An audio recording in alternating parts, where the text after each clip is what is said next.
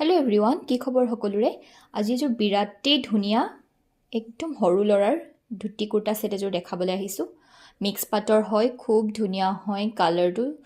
আপোনালোকে ভিডিঅ'টোত দেখি গম পাইছে। এইযোৰ অৰ্ডাৰ আছিলে মোৰ দুলিয়াজানৰ পৰা।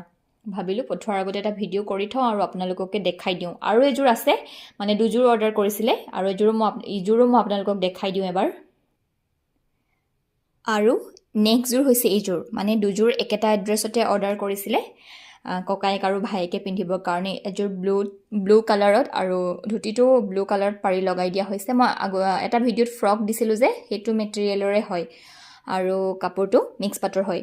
আৰু ইয়াতো ধুতিখনত পাৰি লগাই দিয়া হৈছে মিক্স পাটৰ, মানে ধুতিখন কটনৰ হয় আৰু চাৰ্টকেইটা অকণমান লংকৈ কুৰ্তা টাইপত দিয়া হৈছে, মানে তেনেকৈ দিবলৈ কৈছিলে।